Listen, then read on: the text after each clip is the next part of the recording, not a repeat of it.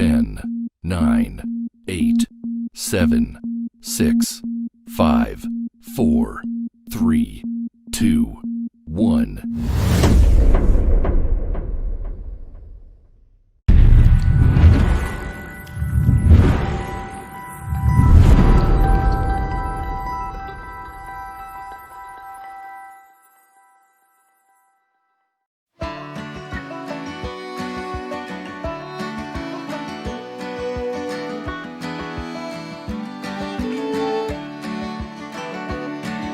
If we took flight in love, gave war a resting place.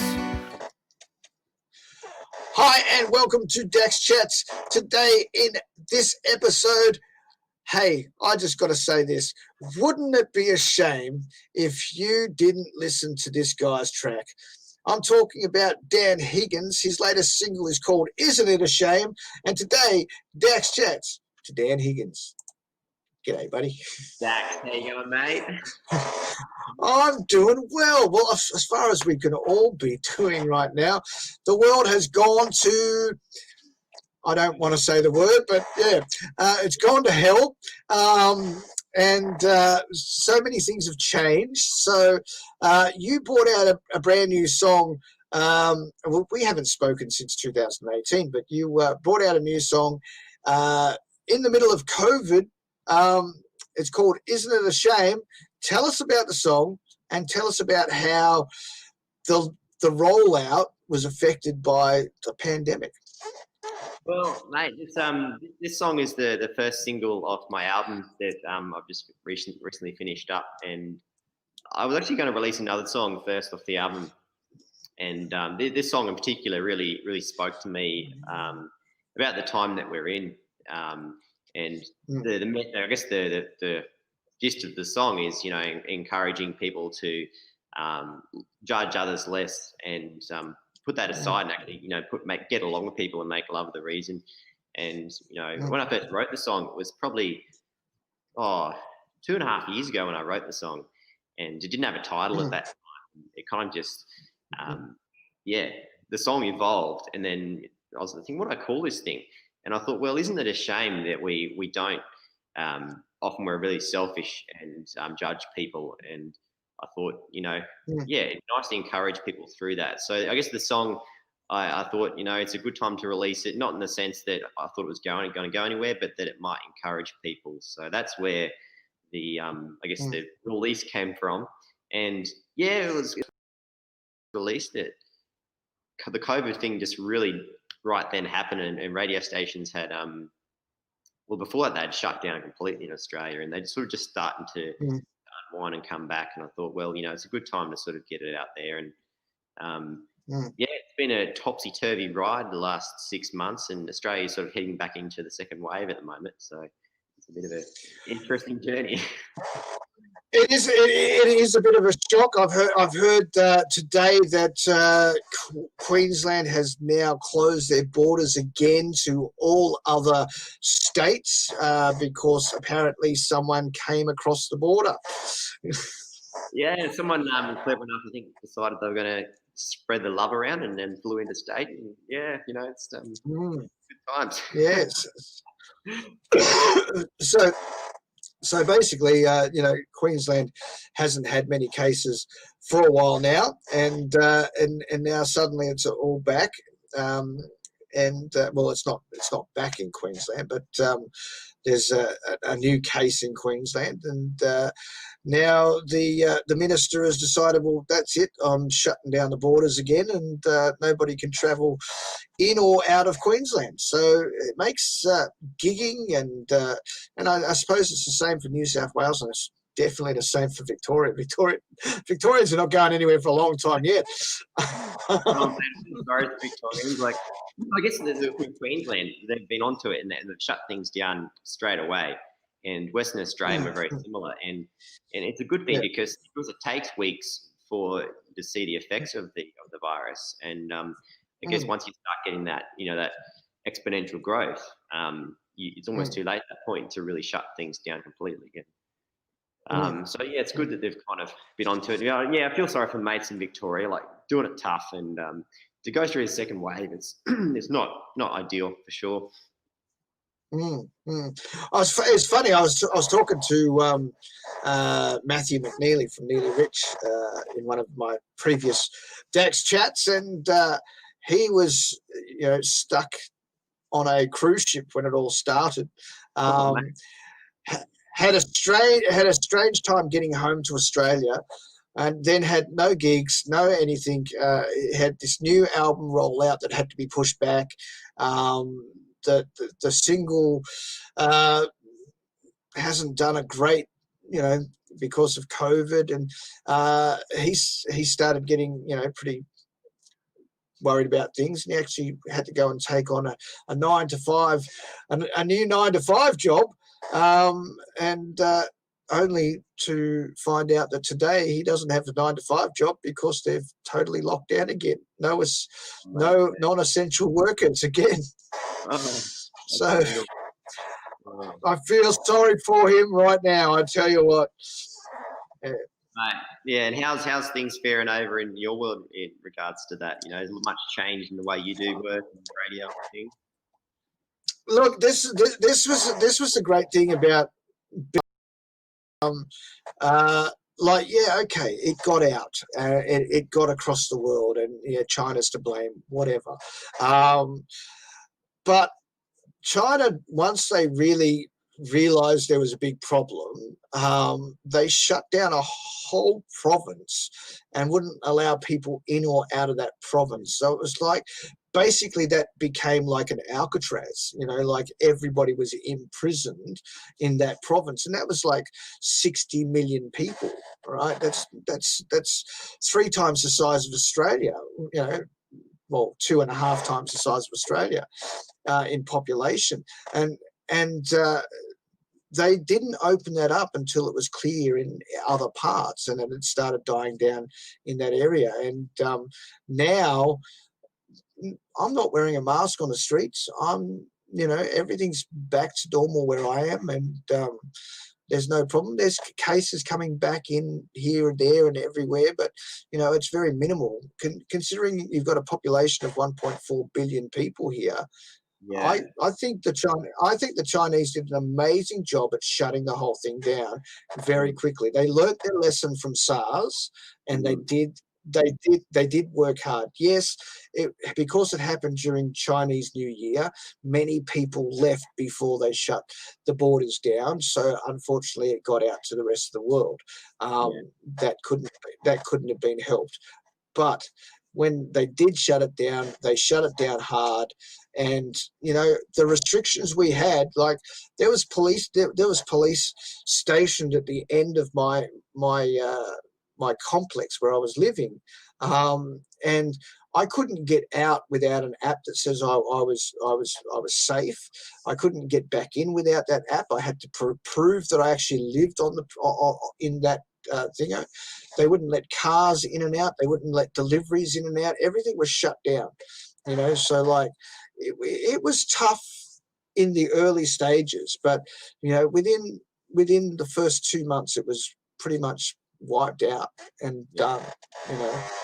80,000 people infected with only 4,500 died in China. So I think and I was I wasn't in Wuhan where it all started, but I was in China. I was on the front line. And so I was sending messages back to Australia every day on Facebook saying, this is what happened today in China. This is what happened today in China. But slowly I stopped doing that because I could see that the effects that happened in China were long gone. Some people say that China was fudging the numbers and this and that. And there's all these conspiracy theories. But today, I'm walking around free without masks on the street, whatever I want to do. It's back to normal here. The conspiracy theories do everything, don't you? What I found amusing was January is before they didn't even happen in Australia. I think there was 1 or 2 cases. I had taken a flight back from Melbourne to the Gold Coast, and I happened to be on a flight where there was a confirmed case, and I had to obviously go into quarantine afterwards, but everyone was joking, saying, "Oh yeah, man, like you're playing it up big, and I'm finding it amusing." And then 2 weeks later, it was like, "Well, this is actually pretty serious." Yeah, that's right. I mean, I remember that you had to go into quarantine. That's right. You were on a flight into the Gold Coast, and of course, somebody on the plane had this tested positive for this virus, and so you had to go in quarantine. Yes, that was very interesting. But Yeah, here's the deal here, right? I moved from Beijing because I was living in Beijing when it all started, and they shut Beijing down because it was, it's the control center of China. All the top officials lived there, and all that. So they locked it down hard. There was no moving in or out of Beijing, right? Once they started lifting the restrictions, we wanted to move. We moved to another city in the south of China, and for me to do that, or for my family to do that, we all had to get tested for COVID. All right. I hated that. That was disgusting. We all had to get tested for. I had to shove something down my throat. Oh my goodness, it wasn't nice. It wasn't pretty, that's for sure. But apparently, there's this nasal one too. They didn't do that. I think, thank goodness, they didn't do that one. But I had to make sure I was negative before I could travel. I had to have this app. Like, everybody's complaining about the app, the Australian tracing app. Yeah, People are complaining about having that, right? Well, it's necessary. If you don't have it, like, it's going to show here that you don't have it. You're going to be safe to go into department stores, supermarkets, all that type of stuff. But once we got to the airport, we had our masks on and everything. We had our masks on, and we got to the airport. We had to do temperature checks and all that, and make sure all our documents said we were negative and all that. We got on the plane, and it was like a cattle truck. Everybody squashed in, and it was full. wow. It wasn't like people. It wasn't like people saying, I've flown from here to there, and there was only 20 people on the plane. This thing was full because so many airplanes have been stopped. So there's limited services a day now. So they just pack you in like sardines, and hope you don't get it on the way. Yeah. So that was very scary. That one. Yeah. So I mean, the other day, I took a photo, and there was literally no one in the airport. It was just like a deserted, airport. Like, wow, that's very unusual. Yeah, for sure. But you look at Beijing Airport. Actually, Beijing Airport, when I went there, it was pretty empty. Only people that were actually getting on flights were allowed into the airport. So actually, it did look very, compared to what it would normally look like, it was very, very empty. It was quite surreal. Yeah. But I mean, that's and right now at this point in time, I cannot fly to Australia. There is no flights from China in any city to Australia. Yeah, I think they've banned most of them too going out of Australia. So limited flights, that's for sure. Yeah, I think international travel is going to take a long time to come back. Yeah. As will the entertainment industry. So, what's your plan moving forward? Because you've got no gigs, you've got no options of festivals, and what's going to happen for you moving forward? Well, I guess, mate, like, I've really only relatively been new into the industry, and over the last couple of years, I've been doing gigs here and there, and a lot of acoustic shows and things, and coming in. So 2021, so January next year, I'm going to release the album, and the plan is to do it at Tamworth. It's hard to say what's going to happen with Tamworth at this stage, but whatever the case is, it will still be released in January. And yeah, basically, you know, it's just we'll see what happens, I guess, at this stage. But I'm planning a lot of gigs next year. I'm planning to do some touring and to get out more, which I'm really excited about. You know, just to have an album and get out there and share it with people. You know, it's a dream come true, really. So for sure, look, for sure. at this stage, it's just take it as it comes, and yeah, just keep putting music out there, and just keep sharing, I guess, and see what happens. So you have plans to roll out a new single anytime soon? Absolutely, yeah. I've got a new single. At this stage, we're looking at late September, probably early October, actually, to release the next one. And this one's the next one's coming out. It's a little bit different. I think it's more fun song. Like, as in, like the vibe of it's a lot more. Different. So I guess, you know, with my album, I put a bunch of songs on there, and they're all has a real kind of bluegrassy undertone in it, and very folky kind of country song, and you know, there's definitely that folk influence in the music that I do. I guess I'd call music folk country. So I guess, you know, I've tried to make it so that on the album there's a song which could relate to different groups of people. Not genre-wise, but just like if you had different people sitting in a room, you know, this person might, you know, relate to this song, this person might relate to this song, and just pulling songs from different areas of my life and journey, things that have, I guess, encouraged me or shaped me who I am, and just putting that into music was an incredible journey. And I guess it's something I never really thought I was ever going to do growing up, and I always aspired to do music or songwriting, and just sort of thing after thing happened, and then to wind up in the studio producing the album with Matt Fell, I was just like, wow, mind blown. Who's one of the best producers in Australia? How did you do that? I can count my lucky stars.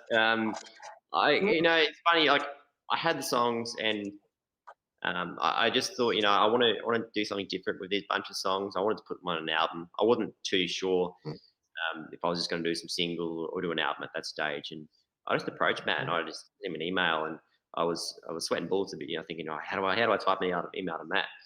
And I just sent him the songs. I said, look, this is what I've got, and wondering if you're keen to work on them. And he's come back and said, yeah, mate, I'm really keen. And we went down to the studio in Sydney. So it was late last year. And we worked on the songs. It was a really incredible week just to see how, you know, how Matt pulls together a production. And I guess, you know, you hear a song in your head, you write a song and you think, oh, well, I don't know how this is going to turn out. And you can kind of hear different parts of that. And for me, I just really connected with Matt, and he kind of got what I wanted and got the vibe of the songs. And then to have, you know, people like, you know, Pete Cornelius and Josh Schubert and others to play on the track. And he got some performance from the States as well to do fiddle and some piano accordion on one of the songs as well. And just to have, you know, that caliber of people working on the tracks was, incredible. And it's good, isn't it? It's good, isn't it? Yeah. I remember when I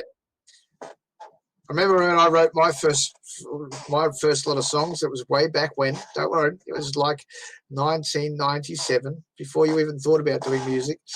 I remember going to a studio, and I had no idea what I was doing. I didn't have the tracks. I didn't demo the tracks. I just had them in my head, and I had the guitar, and I walked into a studio and said, I want to create an EP or an album, and we only ended up doing an EP. But the producer had to get session musicians in because I had nobody. So he gets session musicians in, and as these people were coming in to do their pieces, I'm looking at them going, hold on, I know you. Hold on, I know you. And like Chris Bailey from the Angels and Ganga Jang played bass on my early stuff, and there was a harmonica player from I think it was the Real Gone Cats or something they were called, and the keyboard player was the keyboard player for Shanley Dell. I'm jumping up and down going, wow, look at all these influential people playing on my tracks. Awesome stuff. Well, and how do you like? Obviously, you've produced a few songs, and I've heard quite a lot of them. You've had some great success in that, and I was just wondering, like, as a songwriter going to produce a song, like, how do you find that process? Do you enjoy hearing how it comes out? And is it like what you hear in your head, or how do you? Yeah. Well, obviously, I've gone through where I've used other producers, and I've gone through where I've self-produced. Self-producing ends up sounding more like I wanted it to sound. Like my newest track and my newest track's going to be with somebody else. I'm just a songwriter in the newest track. But I had a thought of what that was going to sound like. And then when I got the first draft back of what that actually sounds like, I was quite taken back. It was very different to what I thought it was going to be. So I suppose it depends on the producer's interpretation of how they see your song. Yeah. I can relate to that. Like, I had a song that I took to Matt, and I had actually kind of produced it myself and got a demo together. And it ended up nothing like what that was. Actually, there's a couple of songs like that. One in particular, which is coming out next year. I had made it a bit more of a faster banjo song, and Matt's like, "No, we need to give this more mood. We need to slow it down and change the instrument." And I was just, wow, like the song, how it came up in the end, just so different, and I can just see now how much better it is. And so, yeah, I guess having that faith and trust in a producer is something which I really valued through this process, and yeah. I think when I did the whiskey, I envisaged what came out. I worked with another producer, but we worked very closely together. I actually flew from China, then into Sydney, stayed with my mum for a couple of days, and then flew to Melbourne to actually record the song. And I always knew what the feel for that track was going to be. And when I was speaking to Danny, the producer, I told him exactly how I wanted it to sound, and he just riffed stuff, and I went, "That's it." And nice. That's how that one came about. Yeah, so it's a great song, that one too. I've played a lot of times. It's got I've been trying to think. It's got I don't know. It's kind of like got a bit of Brooks and Dunn influence in there, and a bit of everything. Like, it's pretty cool. Bit of Keith Urban. Yeah,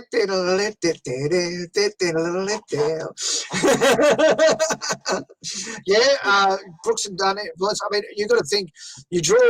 When you're a songwriter, you draw your influences from what you've heard around you and stuff like that. Obviously, and me growing up with '90s country, of course, that's Brooks and Dunn, Garth Brooks, Alan Jackson, all of those come into when I'm writing, and it's brilliant. I love it because I love '90s country. What I find amazing about the process is, like, you're an artist and you hear, like, you might have one influence, you might have like a 10 or 50 or 100, and just how you as an artist can pull those together and make something unique. And I think that's the miracle of music, in a sense, like, how you as a person can pull that together, and it's pretty cool. I remember when I first did my first recordings back in 1997. I didn't have any of that technique back then, and I remember the engineer Jeff Cripps asking me, "Tell me what if you were to hear a song, what do you want this song to sound like?" And I remember I did a song called Honky Tonk Through the Night, and it had lots of guitar licks, and it was a real raunchy guitar song. I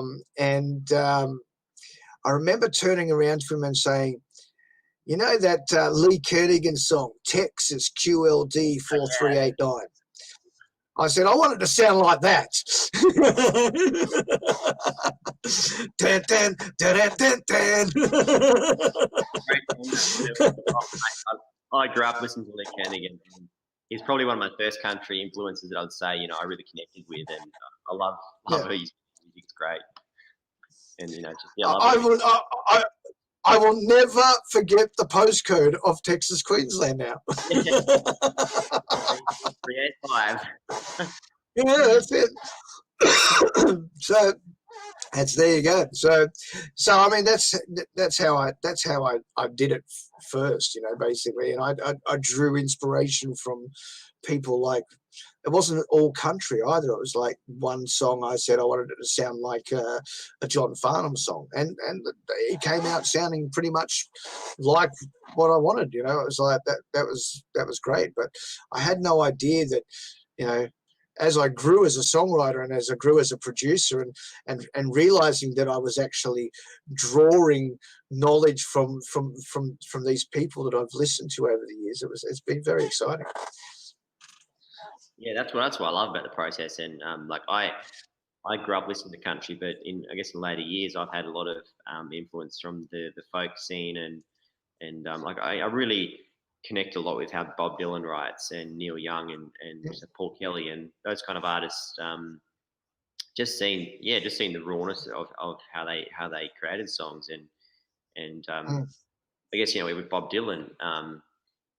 What you call protest music, to me inspires me, because it's not protesting things that are bad. It's basically it's encouraging listeners to think for themselves. Like, rather than just having a song which is just going to give you all the answers, actually have a song which gets someone to think. And that's what my songwriting is something I really, really draw on and love. So you mentioned a couple of people there. I mean, basically every one of those is probably three chords in the truth. I know Paul Kelly. I mean, my favorite Paul Kelly song is still "To Her Door." I love that song, and it is simply that, three chords in the truth. It's just brilliant. Gravy song, you can't get past that one. Gotta make gravy. That's a pub. How to Make Gravy. Everybody loves that. So everybody's raving about that song. I actually haven't heard it. How's that? I hadn't heard it myself either until a couple of years ago. I was like, man, I've got to hear this song. And I've heard it raved on about a few times. And, yeah. It's classic. It just starts off. It just goes, like it's really unique. Like, it's not something you'd think of writing about, but it's just like this unique story of, it's a Christmas song, but how to make gravy. Yeah. It sounds weird to me, but then there's been many weird songs as well. So I think what you're saying about the truth, like there's only so many chords you can use in a song, and there's only really so many storylines you can use, but it's your journey and your life which is unique and what you can put into a song. And that's, I guess, something to be original. To me, that's something which I always strive to be. Be true to who I am. I heard this yesterday. Actually, yesterday I was having a last week. Last week I was having a discussion with somebody, and they said everything's been done before. People have sung about heartache. People have sung about loss. People have sung about love. People have sung about, but it's how you interpret it and how you make it. Yeah, and the other thing too, like art and music, is what's the saying goes? Art is no more or less than you are a human, as in, who you are as a person expresses through art. And I guess in my life, it's something I've I'm in songwriting for a long time, and I've gone through a different life experience and different things, and to, I guess, find out who I am, and reflect that through music is something which really aspire to be better at. Yeah. Well, you will. You'll get there. Or every new song is a stepping stone. Every song is growth, Every song that you write is growth, and I've figured it out a long time back. You know, I've made some absolutely crappy songs, but I've made some really good ones as well. Songwriters the other day, and that like in Nashville, obviously they often get into rooms and just like we're gonna write a song and smash it out. And there's these bunch of songwriters that are saying what they do is they have once a week basically bring your worst song to the table, and you bring in your what you think is something that you've thrown in the trash can, and they said more often, you know, they often find from that a good song comes out, which is pretty cool. Okay. Yep. But I mean, that's a mill. I don't get that form of songwriting. I still don't get that form of songwriting because it's not personal. It's just people get into a room and go, let's write the next hit, bang, bang, bang, bang, bang, bang, bang. There you go. That goes out to Florida Georgia Line, you know, bang, bang, bang, bang, bang, bang. That goes out to Thomas Rhett, bang, bang, bang, bang, bang. That's Luke Bryan's, bang, bang, bang, bang. That's Luke Coombs, whatever, whoever. I think you know, myself, yourself, as solo writers, you know, we are telling our stories, whereas those Nashville things that just pop out every 5 seconds, I still don't get that type of writing. I've never been in Nashville to find out what the experience is like, and I prefer the whole, you know, if it's a co-write, it's somebody that gets what you're talking about, and you know they want to follow you on that journey. Yeah. Like I often thought, you know, I can only write my own, but I'm finding, you know, co-writing with someone that can encourage your song to be better is something that is really good for me. And like you're saying, like you can have all the formulas in the world and create a song which will be a hit. You know, you get the right hook in the right spot and the right production and the right management team and the right getting out there. But you know that doesn't change in the heart. You know, like to have a song that's genuinely from the heart is what's important. And like a lot of these songwriter rounds do that, where they create songs which are from the heart. And I'm not dissing that at all, but yeah, there's definitely definitely a commercialization in writing, that's for sure. Have you ever had a chance to write with Alan Caswell yet? I haven't. No, I've been. I missed one of his songwriter workshops. He was up because I live up near Ballina, and he was up this way doing a workshop, and I couldn't make it. And yeah, I just haven't had a chance yet, and I really, really would like to. And actually, I saw his post the other week about his book. I think it's some secrets to better songwriting with Alan Caswell, and Secrets to Better Songwriting is the name of the book. That is correct. Yeah, so yeah, Alan, I'm really keen to get his book. So I think he's got just hear the caliber of his songs. It's just incredible. You know, he's a terrific songwriter. He is, and he's written with everybody. I mean, I don't think there's anybody. Well, he hasn't written with me, but you know, I mean, he's the most recorded songwriter in Australian history. So that's crazy, you know. So he must be onto something. We've got a couple of his songs, you know, and then I interview people and this song was written with me and Alan Caswell. And this song was, I'm like, how many people does he write with? Lots. He lives and breathes it. But Alan doesn't mince words. He gets right to the truth of the matter. He gets right down to the point, and for some strange reason, he can bring it magic out of the strangest situation. You know, whatever you've got. You know, I remember speaking to Karen Thompson, who did a writing session with him. You know, and she turned around and she had a bag full of notes of old songs that she'd been writing for years. And his first response about the bag, he said, "What's that?" She said, "They're my songs." And he said, "Well, we won't be using that, will we?" That's what he said to her, straight out. "We're not going to be using that."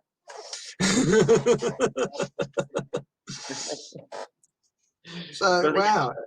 As a writer, that's what you turn to. Is like, you know, my catalog, or what ideas do I have? You know, like, I guess, you know, to me that's great because it's kind of like it's stripping away all the preconceived ideas you have, and you might actually come out with something that's really truthful and meaningful in that time in your life.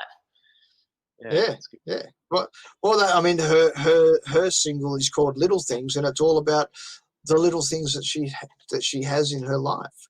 You know, her husband, her kids, and it's the whole song revolves around what she has in her life, and it's the little things that she enjoys the most. And Alan pulled that out of her, and it became a great song. There you go. Yeah. So I think I think writing with Alan would be even for me. I mean, okay, I'm an old bloke now, but even for me, I think if I got the chance to write with Alan Caswell, it'd be a lovely experience. Yeah, mate, you better add it to the bucket list, eh? Get on with it. The bucket list is growing. I don't know if we've got that much time left. Big enough to tell you that. I've got a big drum sitting out. I've got the same thing. Obviously my wife won't let me buy a drum kit, but I was going to go and get one of those electronic drum kits and just start practicing. Put my headphones on and just start practicing.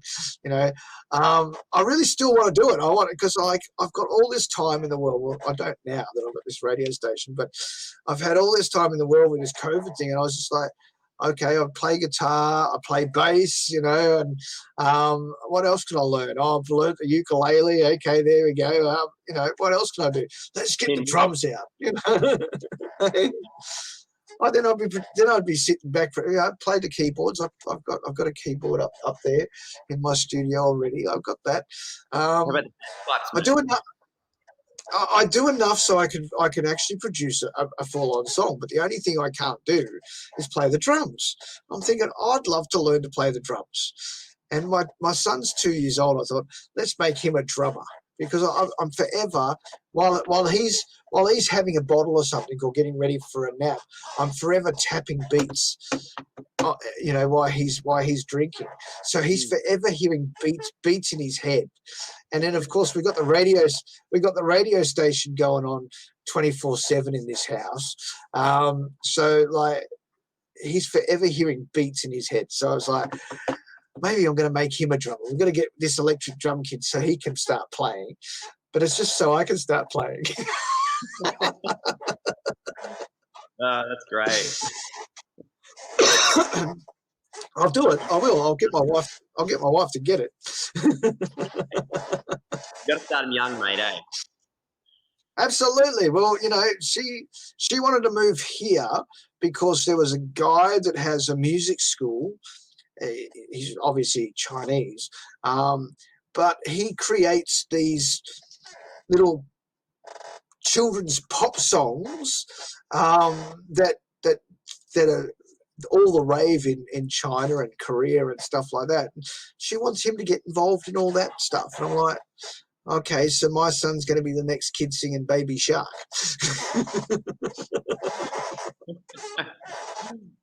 Oh, mate, that'd be hilarious. Well, she wants me to write kids' music.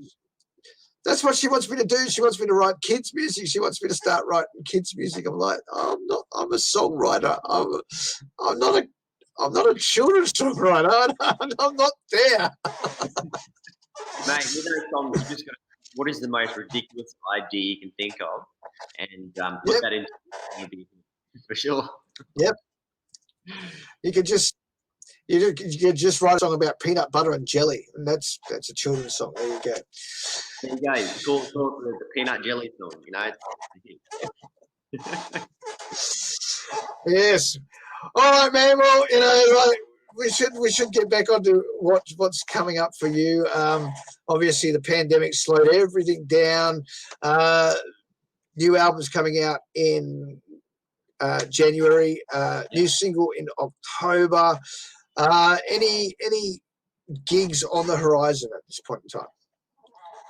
Yeah, well, we've got an album launch happening in January, so that is probably the big one we're working towards. And stage, all things going ahead, we're going to do it at the Capitol Theatre in Tamworth with a couple of other artists joint launch. That's kind of the big one I'm working towards at the moment. And later on this year, I've got some little gigs lined up, some more, solo sort of acoustic gigs that's happening. And if Yeah. anyone's keen to check them out, I've got my brand new website's up and running, and I've got basically a link there. You can see all the gigs that are coming up. Currently, there's none listed on there. I'm still working on it.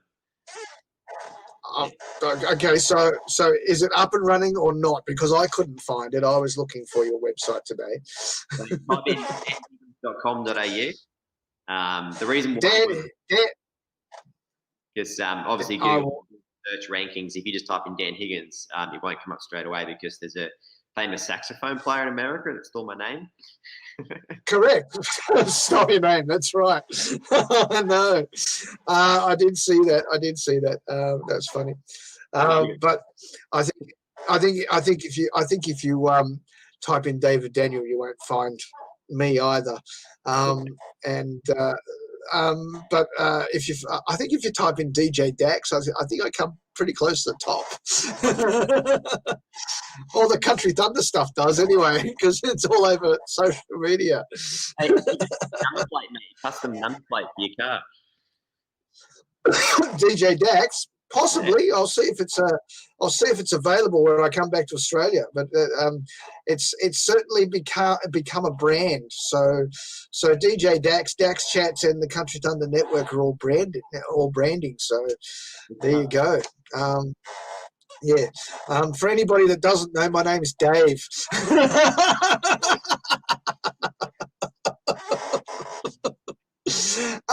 It's funny with all the new artists coming on board. They don't know. They just think I'm Dax. It's a great thing because, you get known by your nickname, and that's cool. Yeah.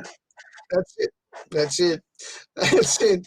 All right, buddy. Well, thank you very much for taking the time to talk to me. It's been a 41-minute chat. I love having these conversations that are unscripted that can just go anywhere. It's fantastic. Really good.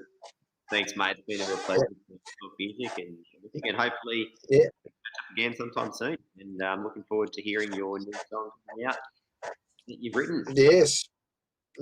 Well, I'm looking forward to hearing it too. I mean, the finished product.